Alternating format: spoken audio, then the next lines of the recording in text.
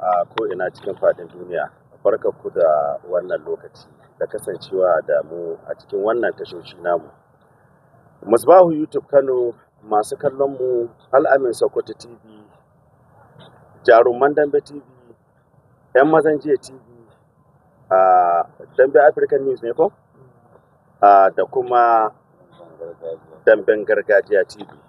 Inda muna cikin garin Sokoto a daidai wannan lokaci kuma muna tare da shugaban damben jihar Sokoto kuma shugaban Young Traditional Boxers Association of Nigeria, Alhaji Ahmad Muhammad Tambuwal, inda za mu tattauna da shi akan wasu muhimman abubuwa da suke tasowa a cikin wannan gasa da ake gudanarwa ta damben mota na ƙananan hukumomi 23 a nan jihar Sokoto. Ranka dai muna maka barka da zuwa a cikin wannan. To ni ma ina muku barka da zuwa da kuka samu halartar wannan. Kamar yadda an ka saba ko yaushe ka kira taro na 'yan jarida haka, to na tabbata akwai wani muhimmin sako da ake so ka tura masu kallo na fadin duniya. Yau me kake so ka faɗi ko wani sako kake so ka aika? To jama'a assalamu alaikum. Wa alaikum salam. Kamar yadda dai kun ka sani, ni ne Tambuwal ɗan Sokoto. Na kira ku ne duk da kun ga na kira ku ina da wani abu wanda ni observing ko kuma wata damuwa wadda nake da ita ko kuma wani sako wanda nake son in tura ga mutane. Sanin kowa ne mun fara damben motar mai girma gwamnan jihar Sokoto. Kuma abun ya ɗauko armashi. Daɗin da nake ji shine duk duniya kowa na kallon wannan wasa. Mutane na waje da ka kira na ga waya suna acknowledging da irin comment ɗin da nake karanta a ne muku. Okay, na ji daɗi, mutane sun gane muna abin da ya kamata, kuma dambe ya karɓu, kuma abu ne wanda mun kai alƙawari ba za a yi irin shi ba. Kuma 'yan YouTube ina godiya da characters ɗin da nake ganin kuna wanda shi. Wannan latest development ne da kuka yi, ya nuna min cewa really gargajiyar mu ta fara karɓuwa, mun fara samun maturity kuma mun fara wayewa. To damuwa ta a nan shine, idan har mutumin da ke Katsina ko Kano ko Abuja ko Lagos ko Zaria ya kire ni ya ce ya ga abubuwan da muke ya gode, me yasa mutanen da ke jihar Sokoto su kuma ba za su yi ji daɗin abin da mun kai ba? Mun kawo wannan abin ne don na lura da Sokoto ba a yi, kuma ni ɗan Sokoto ne, kuma na taimaki wasu jihohi, na taimaka ma wannan al'ada. To ya za a ce ni gare mu bai ɗaukaka ba? Abin nan da muka kawo don jin daɗin jama'a ne. Kayan mu fara wannan gasa sai da muka haɗu rules and regulation na wannan wasan. Mun canza mentality na wannan wasan daga cewa kudu ko arewa ko gurmaɗa. Mun maishe shi dambe ne na interlocal government 23 within Sokoto state. Amma ni kullum sai in ga an zo da wani abu wanda ba shi ba. Kai ɗan kallo me ruwanka da wannan haka? Kai ɗan kallo me ruwanka da wata arewa ko gurmaɗa? Ni yanzu ɗan Tambuwal ne. Ni ne chairman ɗin gidan dambe, amma Tambuwal local government nake supporting. Duran da ɗan damben Tambuwal zai dambe, wallahi shi nika neman shi nasara, irrespective of whatever group yake. To haka ya kamata mutane su yi behaving. Yanzu an yi dambe Dogon Messi da shi da Bahago Mai Takwasara. Dogon Messi yana kwari, Bahago Mai Takwasara yana gudu. Ku dibi yadda aka zuwa musu kuɗi. Ku dibi ma Dogon Messi da aka buge jiwa da mutanen kware sun ga iyaka kokari ne, kuma sun yarda da kada ta same su, su ma sun zo sun mutunta shi. Amma kullum muka tashi dambe sai an samu wata matsala, dan arewa ai mai lahi, dan gurma dan ai mai lahi. To wannan dambe ba na arewa bane. Duk wanda ke da wata hauka ta arewa a cikin shi ajita. Mu dambe ne na local government na gwamna. Wannan dambe ba na mutumin gurma da bane. Abubuwan da kuke muna sun yawa. Ku fahimce mu. Baka tara jama'a kuma a ce ka dawo kana kokarin ka wace su. Na kawo da fali sanin gidan dan Kande. An ce ba a son sanin gidan dan Kande saboda shi dan arewa ne. Mun dauko wani yaro nan shagon Sakkwatawa, an ce bai iya ba, shi ma dan gurma ne. Wani bawan Allah ya taso daga Neja ya zo, shi na kokari, kun ce bai iya ba. Wannan shine ya bani doubt. Nasa aka je aka dauko Aminu. Duk wanda ke kallon dambe a Najeriya ya san matsayin Aminu. Ya san position ɗin Aminu a dambe. Bawan Allah nan mun lallabo shi, mun rabo shi da iyalin shi. Mun kawo shi don mu yadda mai adalci ne. Kuma kun dawo in aka yi hukunci, abinda baka sani ba, ka tambaya. Sai ku ta zagin mu. Ni ban jin daɗi, wannan ba daidai ba ne. mun yi ne don raya jihar Sokoto, mun yi ne don mu ɗaukaka darajar gwamnanmu, mun yi ne don mun gode da abin da gwamnan muka yi game da matasa da al'ada. Kamar yadda ka fara tafi magana shi alƙalin wasa da ka ɗauko, kusan in ce duk dai cece-kucin da ake yi duk dai bai wuce na wasan jiya ba, shine hita da kura. Kawa mutane bayani kwatta-kwatta don su fahimci inda matsalolin suke, da kuma duk wani wanda yake da wani kokwanto ko rashin fahimta a fahimtar da shi abin da ya faru da kuma matakin da kun ka ɗauka. To yanzu a jiya an yi dambe da Balangada da Kurma, ya bi local government da Sabon Birnin local government. Balangada ya bugi Kurma, Kurma ya suma, ya zo kusa ga Balangada. Balangada yana da damar da ya kamata ya jaye ko shi bugi Kurma shi haɗi. To lokacin sai abin ya koma kokowa. Ni ne ka MC, da za ku koma baya ku saurari to za ku ji sadda aka ci Kurma haɗi na ce wannan takari. Ina cewa haka ne da fali ya tashi ya yi demonstrating, ya gwada abin da an kai, ya ce kokowa ce a ci gaba da dambe. To kaga menene unhwanin Sani Gidan Dan Kwanje matsayin coach? Coach ne na arewa, coach ne na kudu. Shina da ikon shi kada ko shi daga hannu shi complain shi ce bai yadda ba su sun kisa. Idan Sani ya ce haka, kaga dole da fali ya tsaye da wasa. Muna da kwamitin nan na mutum biyar ne. Unhwanin su kawai su yi verifying problem in akwai. Ni zamana na shugaba ina cikin kwamiti. Shi coach na both side na arewa da Gurumada shi ma members ne na kwamiti. Ku 'yan YouTube, ku biyu daga ciki, ku ma members ne, duk waɗanda muka ɗauka don mu yi wannan analysis. Sannan Rafali shi ba member ba ne, shi zai zo ne as a defender. Ka ce ba kisa ba ne, me dalilin ka ba kisa ba ne? In yan waɗu hujja ta za mu diba, chief security wanda muka ɗauka nan shi ma ba ne. Ko kuma idan kai coach baka yadda ba, shi Balangada da yake gani ya kisa sai ya ɗaga ya ce ba zai koma ba shi ya kisa. Idan ya ce haka nan muna da room a bashi dama shi ya explain. To babu ɗaya daga cikinsu wanda ya ce ko ni. Sadda Rafali ya ce ba kisa ba ne, Balangada ya koma ya ci gaba da dambe. To bayan an bi kuma ku kuna kallo, sai bayan an buge Balangada kuma ku dawo ku tada jidali ku ce laifin wani ne. Ku ta ci muna zarafi. Wannan ba daidai ba ne. Yanzu misali, mu gidanmu ni kowa ya sani. Kahin in taho dambe Sokoto an gaya mini. Kullun za a dambe a Sokoto 'yan kallon dambe su ka lalata dambe. Kai baka san yadda an kai ne ɗauko ɗan dambe ya tonan ba. Kai baka san yadda an kai ne kama mai hotel ba. Kai baka san yadda aka ina bashi kuɗin abinci ba. Kai baka san yadda aka ina bashi kuɗin mashin ba. Kai baka san yadda aka ina bashi kuɗin jinga ba. Kai don ka bamu naira 500 ko naira 1000 ka shigo sai ka zo ka tada jidali ka ce ta yashi. To Gurumada an kace ma akai nan Sokoto ko arewa an kace ma akai. Akwai wanda bai kowace.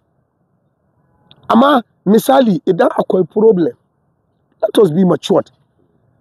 Mun riga mun haɗi babu mai haƙƙi, babu mai iko, ko ni kowane ne in an ware damben gasa shi magana in ba coach ba ko dan wasa.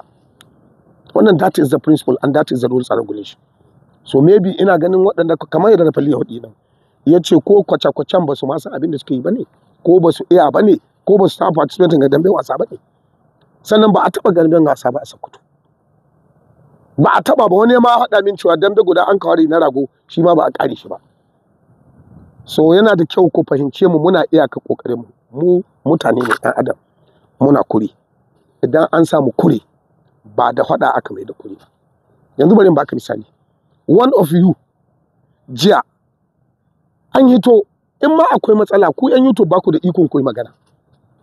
Bai kamata a ce ɗan YouTube ya hito ya tara mutane yana gwada musu cewa an daidai ko ba da, amma wani ɗan YouTube na iske shi ya tara mutu ya 50 shi na gaya musu wadon yana arewa su je su yi ƙara su rubuta petition. To wannan ai ba daidai ba ne. Kuma ni da a ce ma ni me lahina, ni ne Rafali. Ni ina da iko in ba da kisa, ni ma ina da ɗan dambe a ƙungiya, ina da ɗan dambe a Tambuwal. So da sadda na wato ni in na yi hukunci to wa zai mai hukunci. So gaskiya abubuwan da aka yi ba daidai ba ne. To ana cewa 'yan kallo suna taka muhimmiyar rawa wajen kawo ci baya ga shi wannan gasar da take gudanarwa, musamman yadda suke nuna yin ka iko da 'yan dambe su. Misali yau an zo za a taka dambe sun ɗauki ɗan dambe sun bai da shi bayan hili. despite duk effort din da ake ya dawo a ci gaba har da lokaci sai da ya kure ba a dawo ba. Ana kamar sakaci ne na kungiya, misali bata ɗauki matakin da ya dace ba, ko kuma me ke faruwa? To, kaga a ƙa'ida ta dambe mun haɗa tun daga farko. Duk an ka haɗi, duk za a fara damben gasa duk kun sani. Nikan shigo minti 10 ko 20 kafin a fara. Dama ba mu haɗin waɗanda za su wasa. Sai 20 minutes to the time. Amma in mun zo wurin ba da kuɗin abinci, duk wanda zai dambe zan gaya mai. Gobe kai kana da dambe da kai da wani. Kai gobe kana da dambe da kai da wani. Ina haka ne saboda marketing strategy. 20 minutes to the game zan shigo an shi mic in haɗu local government da local government ɗin za su haɗu. Which na zo na yi. To, an fara damben Dogo Messi da shi da Bahago Mai Takwasara. Saboda crowd da farin cikin mutane da kuɗaɗen da aka bai, an yi taking time. Amma mun ce za a yi dambe da Sokoto North, which is Aljani Yahaya. Zai yi dambe da Autan Kudawa daga Gadan local government. Mutane sun hana ma yaron ya tsaya gane, ko rikita shi ma wallahi. Abinda ni tunani shine kilan bai taba damben gasa ba. Wanga ya ja shi ya kai shi nan, wanga ya ja shi ya kai shi nan. Ka lura sau 3 yaron nan na naɗe hannu nai. Ana sa shi yana kwanciwa. Kuma bayan duk mun yi kokari mun kawo shi ya daura, an samai komi zai zo ya dambe, kuma sun koma ɗauke shi sun hita da shi. To ina son kowa ya sani. Wasu sun zo suna ganin ba a daidai ba. Kullum muna gano wasu abu wanda a kure. Kamar jiya kana ganin sai da an ka take za a dambe wani dawa ƙasa. To you kun sani dura fali za a dambe an ka busa ka dawa an kashe ka. Amma saboda an ce ma ba a kafa, to yanzu ma mun yadda ai kafa.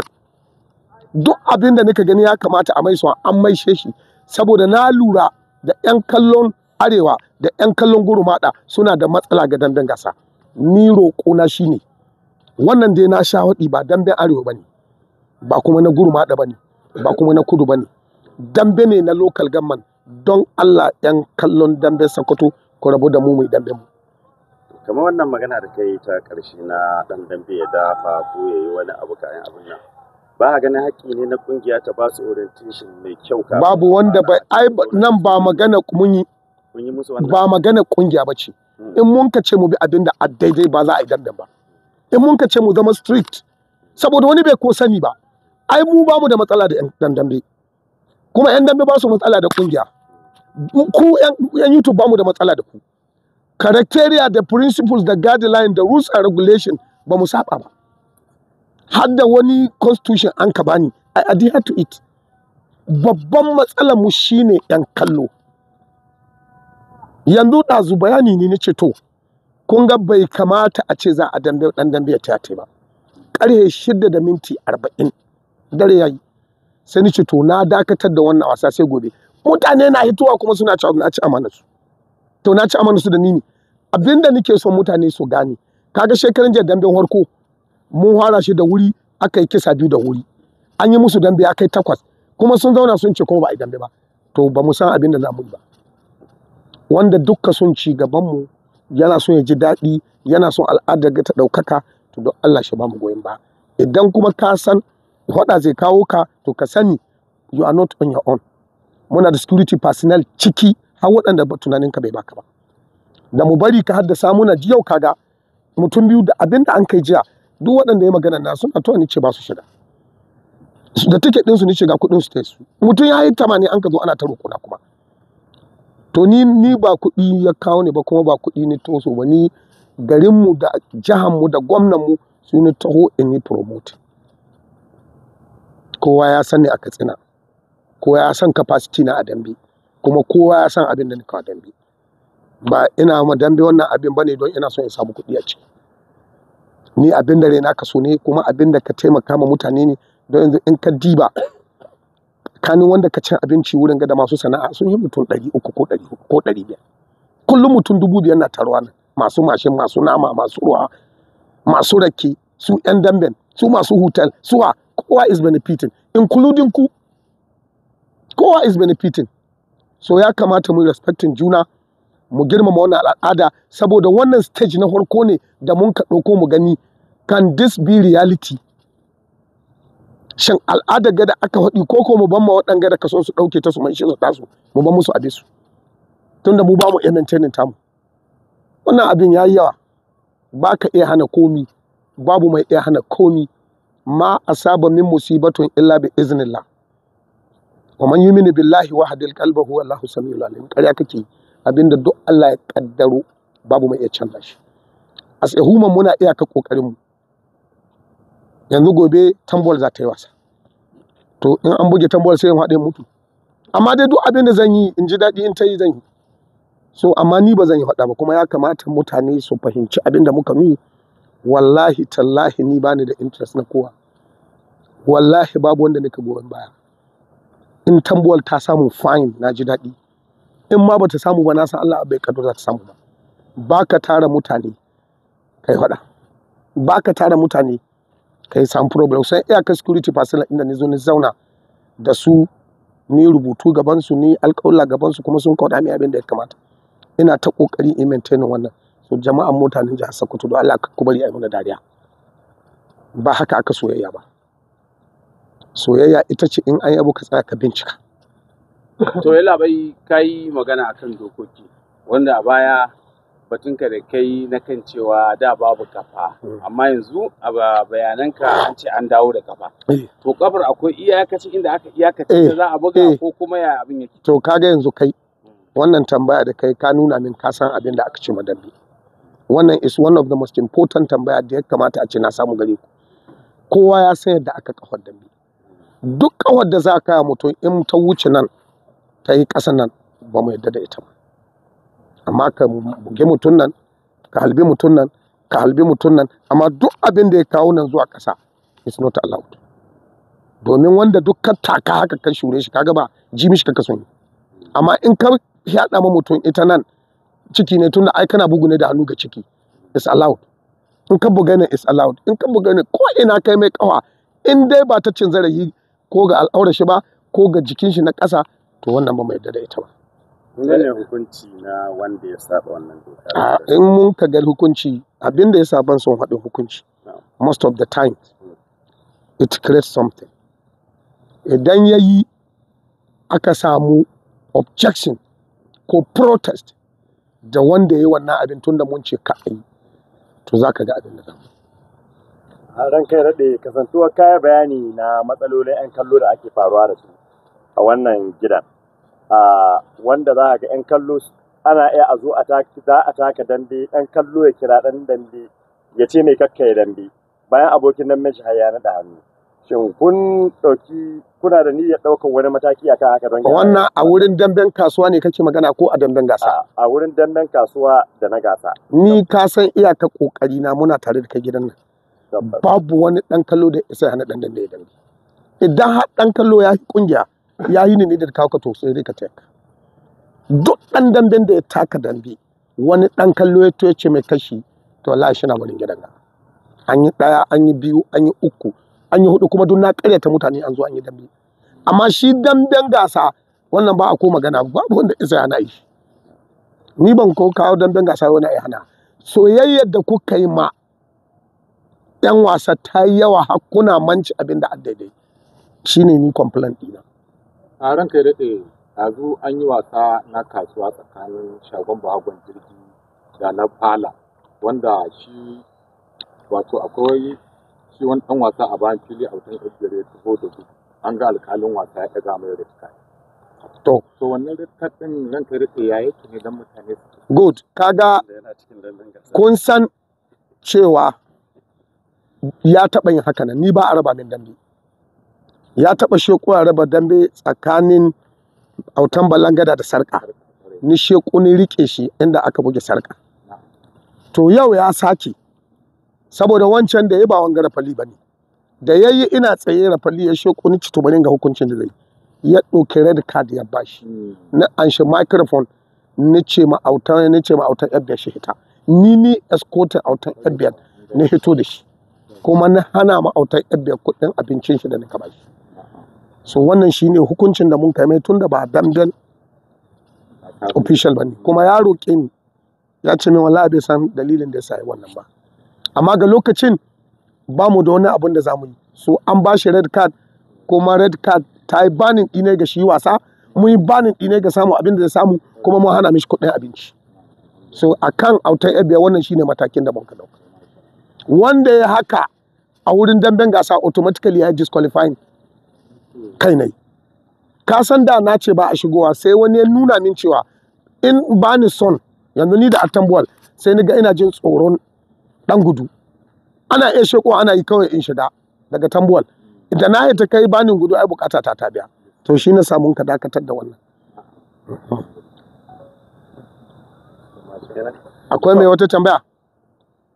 For the team viewers and audience around the world who cannot speak English, you need to translate maybe what you have just said in this press conference. So, purposely, I call this press conference because of 2 to 3 reasons. We organized this special ever in the history of Dambemania, this kind of contrition in honor of our great governor. Before the starting of the match, we have already stated the rules and regulations governing the match. Based on my experience of what is transforming between these members of Kudu, Ariwa and Gurumada, I now decided to change the motives. I changed the style and the feeling of everybody, that I call this competition to be an interlocal government competition, irrespective of wherever you come. If you are from Arewa, for example, somebody from Kudu in another local government will support you. When you are from Gurumada, somebody from Kudu or Arewa will support you because you belong to his local government. So I try to minimize, to reduce the tension, to reduce the ability and the feeling of people towards their groups. This is not a competition based on Arewa, Kudu or Gurumada. It's an interlocal government competition. So a representative from local government will win the match. So if Bahago Metakwasara win from Gudu local government, so the entire people of Gudu local government are the winners of car trophy in honor of His Excellency the Executive Governor of Sokoto State. So what is surprising me and what makes me to call this you for this, there are so many things that disturb me. Number one, before the starting of this match or of the competition, we have already stated the rules and regulations governing the match. We have 3 referees here in Sokoto. You all object to them. The supporters say this one, belong to this one belong to this one doesn't know how to do it. We now sit and bring the best referee ever in Nigeria from Kano State. He came here. I fed him. I took care of him in order to go through these matches. Now, you don't know the rules and regulation of the match. We have already tells you that when the time came that your player from your local government is to play. So, by the time we call him to come and participate or to get ready for the match, it is only coach that has right to speak to the player, and it is only coach that has right to make an observation or challenge the referee. So, but I'm very surprised. People from different states, far and near, appreciating what we are doing, praying good for us. But to my surprise, the one in Sokoto here, we organize this because of your happiness. You are the people attacking our personality. Everybody trying to humiliate us. Because I believe you have never been part of this kind of competition. This is the first time the competition has emerged in Sokoto. And I call it the best competition ever. Look at the characters. Look at the ways and manners of how you people are making it. So my calling to all people from Sokoto, please try to understand us. We are organizing this in order for you to be happy. We believe Sokoto is the most culturalistic state ever in Nigeria. We have said it, we demonstrated it, and we show it off. So please, the supporters of both sides should know that this competition does not belong to supporting group, but it is belonging to different local government of the state. I am the chairman. My young traditional boxers has a representative. I come from Tambuwal local government. I as well as supported Tambuwal local government. The one that is going to pass for the Tambuwal local government is from Ariwa. The one that is going to represent my association is from Gurumada. I both like them. If I cannot get from Tambol, maybe I'll get from the Konja. If I cannot get here, so please, we are not changing anybody. We are honest. And we promise to be honest. We pray to please try to get us understood. Sir, the officiating is always the most important factor. For example, yesterday, the incidents that occurred yesterday during the match between Autam Balangada between Yabo and Sabon Birni has got widespread reactions from people around us. Can you interpret or can you explain what happened for those who did not understand what the rules are yesterday? Thank God. I go throughout all your YouTubes to see the comment made by people with regard to the problem that occurred. I believe we have 99%. Nobody said anything. And to those who are here, who doesn't even know what is happening, when they go home and they watch YouTube, at least 50 to 60 of them came back and said, Tambol, we are sorry. But I want people to believe if such incident happen, because we may expect problem day by day of different nature, of different kind. So in case there is any problem related to a local government or related to a player, there are two ways to solve this problem. You have a coach. Your coach is the one that is responsible from the starting of the game to the end. If you observe any problem that he was not satisfied, he has the right to either object, to raise hand, or to throw something to the referee. The referee will stop the match. What happened? You said my player, because what happened yesterday, Yabo local government feels they have defeated Sabon Birni local government. I as well as expect that. But when the referee came on, he said, no, you did not defeat him. What you did was contrary against the rules and regulations of Dambi. Because what you did was Kokwa. So we now said, okay, let the match continue. In that situation, if coach from Arewa said, I have an objection, I believe my boy has defeated him, what will happen? The match will stop. We have a committee, 5-man committee, well-organized and experienced committee. We'll go to the bar, we'll call you the members because you are holding everything. We will review the situation. And if it is true, the referee will come and defend himself. We are there. The coach will defend himself. If majority agree that he has defeated him, we will give the winning. And if we believe what has happened, he is right, then we'll ask them to. But the coach of Arewa did not say anything. The player in question accepted that he did not believe. He continued with the match. So now he was defeated at last.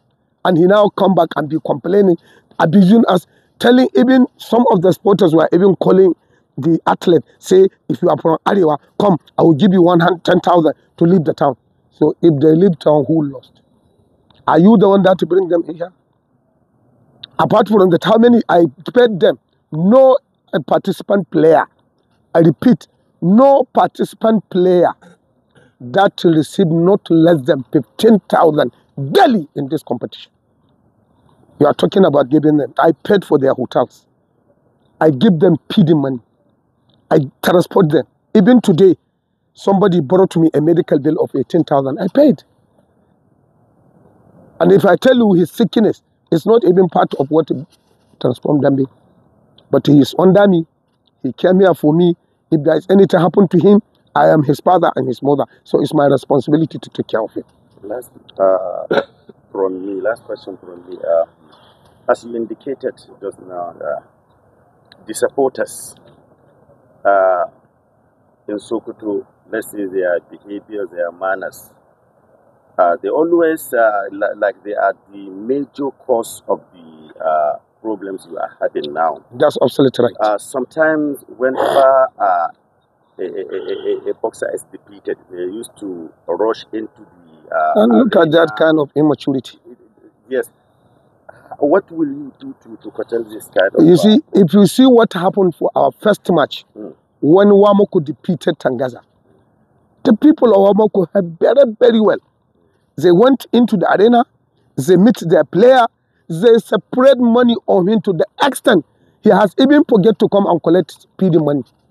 Wallahi, he did not come to collect his speedy money because he was satisfied. But I said, this Ndembe you see, when they defeated, when they are in winning, allow the people to help them.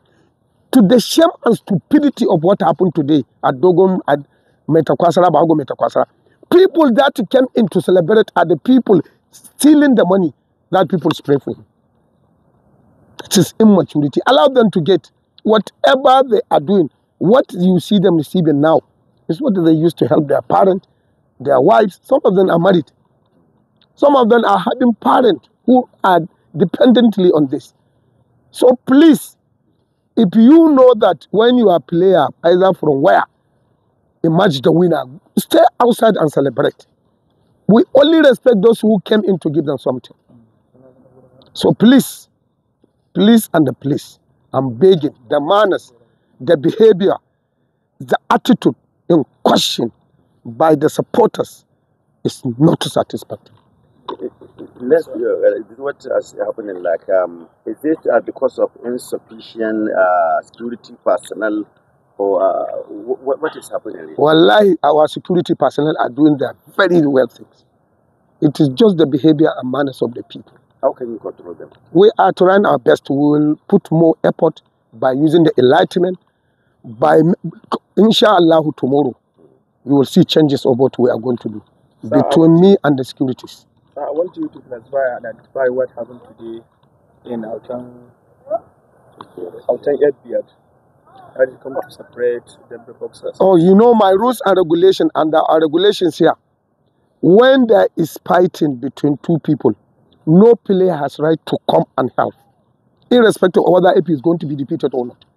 This Autan Edbeard, he did the first time. I stopped him. I informed him. I told him my rules and regulations.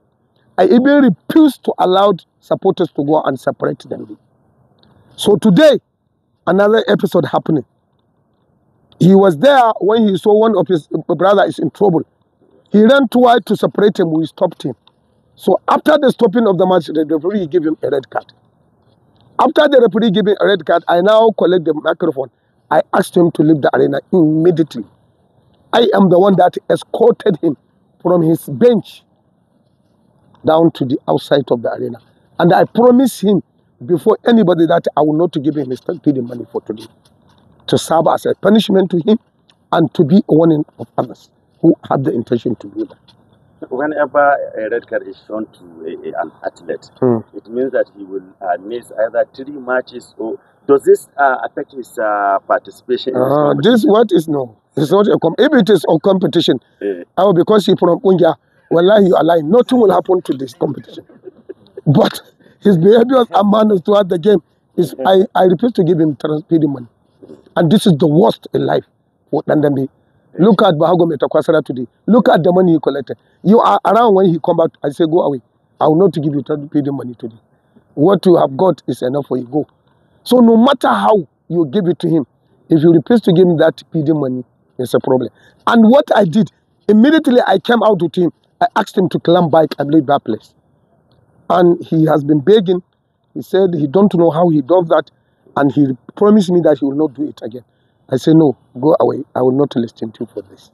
The referee has already made a punishment for you, and the ban is only for today. And because if you say you will not come back tomorrow and play, the whole responsibility will lay in my head. So finally, again, so far there was, let's say, 5 matches so far. So how will you describe the action involved? Wallahi, Are you satisfied? I'm satisfied. The match is going on very well. Because you can't change destiny. Yes. The match was okay. So if you look at the basis, the first match was won by Wurnu, defeated Shagari. The second match was won by Godaba, defeated Traitor. The third match was won by Wamako, defeating Tangaza. Yesterday, Sabon Bini defeated Yabo. Today, Gudu defeated Kware local government. The one we're supposed to do was Sokoto North versus Gada, which I'm telling you that much will be postponed to the end of the competition. Why? It's our decision. It's your umpire. It's my decision. This is how to deal with people who are at fault. So because let us kill this tension. Let us see, because the boy was confused, the supporters was confused, so I'll now reserve them till then as to serve as a punishment to them all. Let them go back to their malas again and spend another money for the work. Any question from any of our colleagues? No. So if there is no question, thank you for giving us your time, and we wish you all the best on the remaining matches. You are already defeated. You are from Shagari, no problem. Thank you. Kamar yadda kuka sani, muna gaya muku cewa muna sai da maganin sanyi, muna sai da maganin basir, wato garuruwan da za ku samu wannan magunguna namu a gurguje in Allah da za ku same shi a Libya a gurin babban yaro, wanda za ku iya kira shi a wannan lamba haka +218 92 41 15 35 7 kenan. Lambar Abdul babban yaro 218 9241155 lambar Abdul babban yaro Libya. Tahir wanda yake garin Lagos 090 686484088. To Saudiya kuma za ka samu a gurin Alhaji Usman Saudiya +966 5925 14035.